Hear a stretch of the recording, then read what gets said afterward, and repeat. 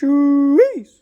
Hey, welcome back to the channel here. It's been a little while since I given you an update about this here old inline six and the 77 and whatever is going on here.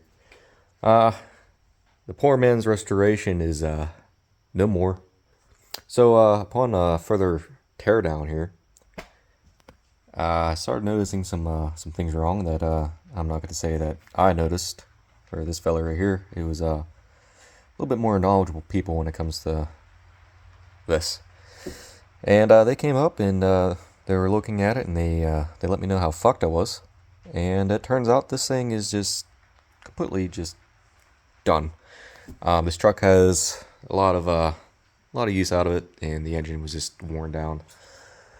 If you look very closely here on the skirt of this piston, about right here, there's a decent sized crack, and that's not the only damage to the pistons. I'm not going to go further in depth. Just know that I ain't going to be able to reuse basically any of this.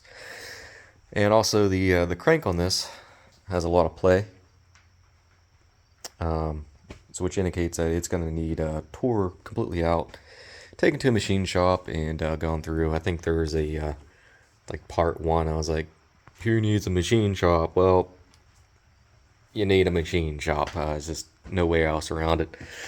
And I don't have the tooling or the knowledge or anything like that to slap this back together. I probably could.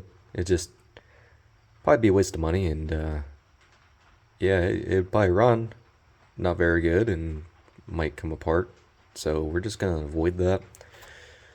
And I'm gonna rip this motor out, at least the rest of the block, drop the trans, drive shaft, take it all out, and probably take the block to machine shop, or maybe I could find something on the old marketplace or the Craigslist that had the old rebuild done to it. Maybe I can salvage a block or something out of that and, you know, slap it all together. So that's the update on this.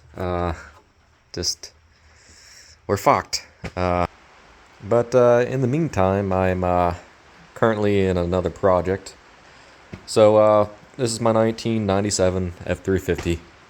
Bought this 2 years ago, right whenever I got out of the service. So probably 3 years ago now. Bought it from a guy down in West Virginia, and yeah, he did a piss poor job of assembling this truck. So as you can see, I'm addicted to buying trucks that don't fucking run. And this is the next fucking disaster that I have on my hands.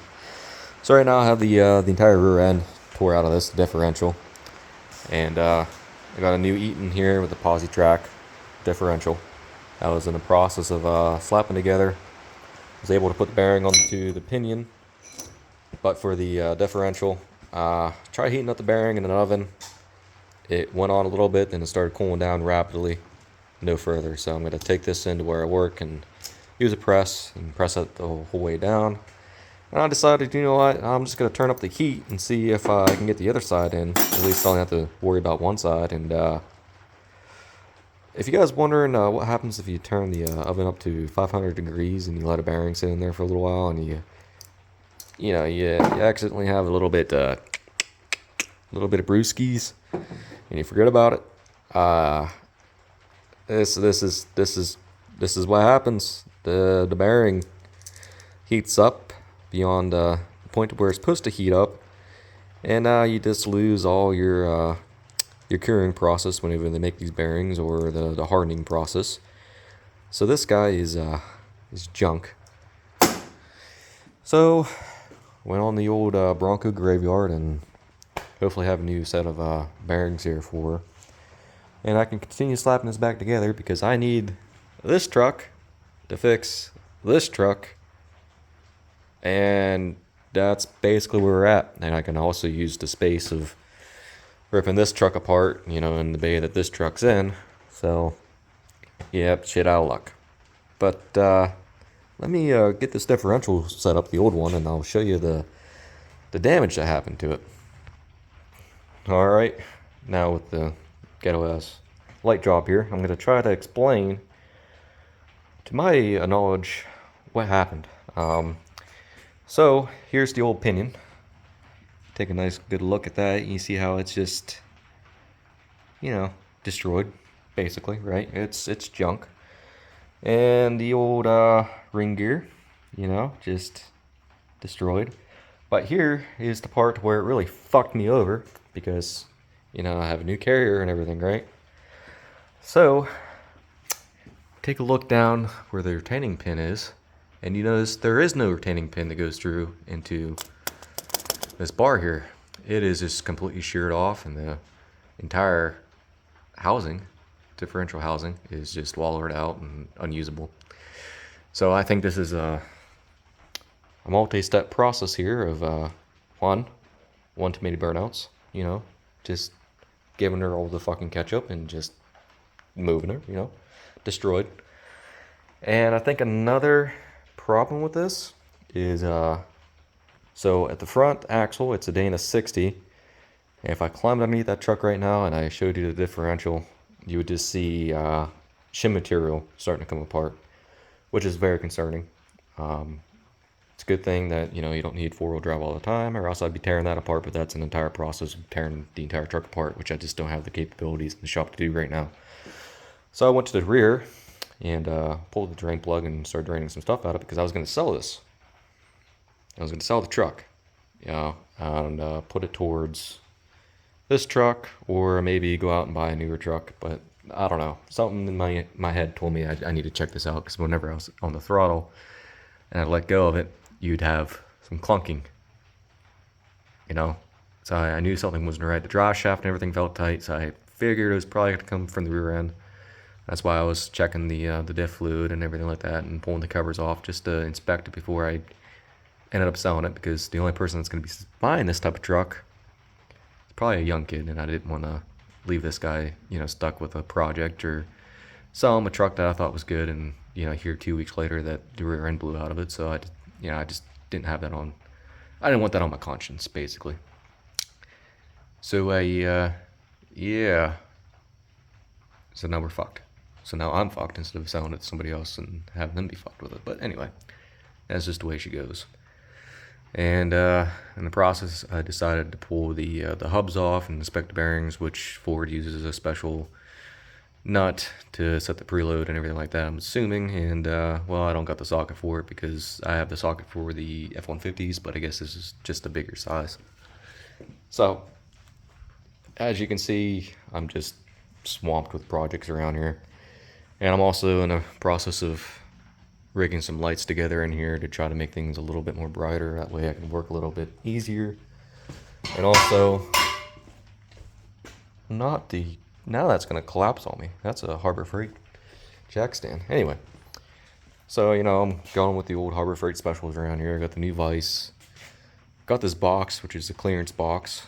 That was pretty nice. And just kind of getting some tools and stuff together. That way, I can actually start working on things instead of making shitty videos of tearing it apart and not explaining what I'm doing, and half of it's not on camera, and it's really boring, and then you guys are just watching 10 seconds of it and leaving. So, anyway, I never really did go into the 77 and got to show you everything with it, so guess I'll go into that now. So here's the interior. Very basic. It smells fucking gross in here. It is a 4-speed, I believe, with a granny first. And yeah, it drove fine up here, up to the old garage, but it was just burning more oil than anything else. So that's why we initially tore it apart for oil consumption, and it turns out the entire engine's just wasted. I think here's the plan for the truck. Once this 97 gets out of here, which I'm not going to be doing videos on it just because I absolutely know nothing about backlash, setting backlash, anything like that. So I think you're better off going and watching the guy that actually knows what they're doing, because this is a science, and if I tell you to do things the wrong way and it ends up going, I just don't want to be that guy, But once this truck's out of here and we get this extra bay, I think I'm going to take the bed off of it, lay it over here. Same thing with the cab, put it into this bay over here, just so we can kind of get to the frame. The body on this is shot. It's pretty rough. It's been patched together multiple times. It has rust around the windowsill, which is very common for these. Back here, it's even worse. Right, that's just god awful. Headliner edge. It's just gross. Looks like moisture's been getting inside of here from sitting in grass for a few years. I did buy this truck for like $3,000, and I put 2 into it whenever I was in the service. So there's some work that was done to this, like brakes, just stuff to try to get it onto the road for Pennsylvania State Inspection, and I didn't put any miles on it because my first trip I noticed it was just, blowing smoke everywhere, and the oil consumption was just so bad that I didn't want to risk getting stranded anywhere with it. So yeah, that's where we're at. I do have some carpet laying up on the old part shelf over here. Everything that I tore off. There is some brand new carpet. There's a new fender for this side. Somebody got a little bit too drunk and a telephone pole later, and I need a fender for that side. And I think we're just make this thing comfortable, put some speakers into it. I'm not going to do any crazy restoration. I just want to get to the frame, get the frame all taken care of, preserve the frame, because the frame on this girl is awesome. It's been undercoated. It's fairly pretty well. Cross members for the bed, they're rotted out. So I don't know if I'm gonna put a flat bed on this and rock it like that, or maybe just replace that, put the box back onto it, and call it done. Just bare minimum, get this truck back on the road. That way I can use it for around the house, for projects and whatnot, and go from there.